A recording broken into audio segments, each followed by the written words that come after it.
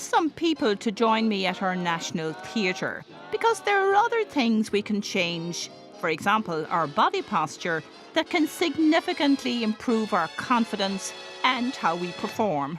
We form first impressions in milliseconds. And if you make a negative first impression, it takes 9 bits of positive information that you give them before they're even prepared to consider changing their minds. How many of you have been in situations in your lives where you come out of a situation, having met someone or a job interview or something, and you think, I didn't do myself justice. I didn't tell them how good I was. I didn't reveal my strengths. But the one thing I'd say about that is that the times that I felt that I might have let myself down or didn't come across the way I'd like was when it was really important. Yes, exactly. It wasn't when it was something social or having a bit of fun. It was when it was really And why important. do you think that is? I lost my nerve. Yes, or some negative thought came into my head of, Exactly. what do I think? What am I doing here? Yes, exactly. You were saying, James? Well, it's to do with pressure, isn't it? The more pressure you're under, the harder it is to That's perform. right. The way you are, okay, the way you're feeling and how that's being expressed in how you hold yourself and your posture and so on is affecting other people's first impressions. In a recent study of students at Harvard Business School, social psychologist Amy Cuddy identified a link between the students' body posture and how confident and effective they were in the classroom. We were watching how much students participated in the classroom and noticing that the ones that weren't participating much were adopting body language that is associated with powerlessness and being submissive. And that kind of body language is contractive.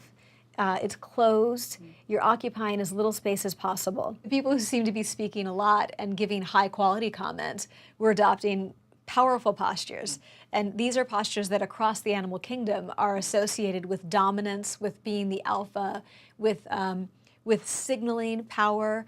And these postures are open, they're expansive, and they occupy space. So people come into the lab and we have them adopt either high power poses or low power poses for 2 minutes.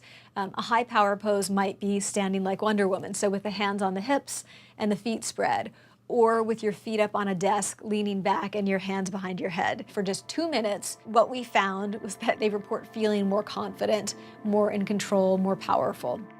Amy devised a series of power poses which, when held for just 2 minutes, can help a nervous person feel more confident and perform better. So you stand with your shoulders back, your hands on your hips and your legs apart. Now, you think surely adopting that pose couldn't make that much of a difference. It does, scientifically and measurably. For one thing, your cortisol levels, that's the stress hormone, go down.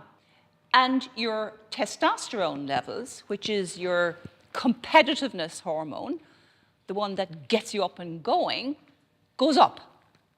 That is how powerful posture is. What we found was that standing or sitting in these high power poses for just 2 minutes increased people's testosterone level by 15 to 25% and decreased their cortisol level by 10 to 20%, optimizing the brain to perform well in stressful situations. So you get very, very big effects on these hormones through something as simple as changing your own posture.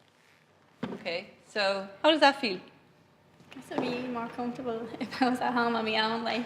Yes, but here's what's interesting, is that what the science is telling us is that the effects carry over into the next situation. So, for example, if you're waiting to be interviewed, you can always go into the ladies' room or the men's room and try it for 2 minutes. And what you will be doing is you will be guaranteeing that you will be facing into your interview with your testosterone levels up, getting you ready for competition and for risk. That will then, in turn, of course, make it much easier for you to present yourself. What kind of a person do you think you are when you're in that pose? On top of the world. On top of the world.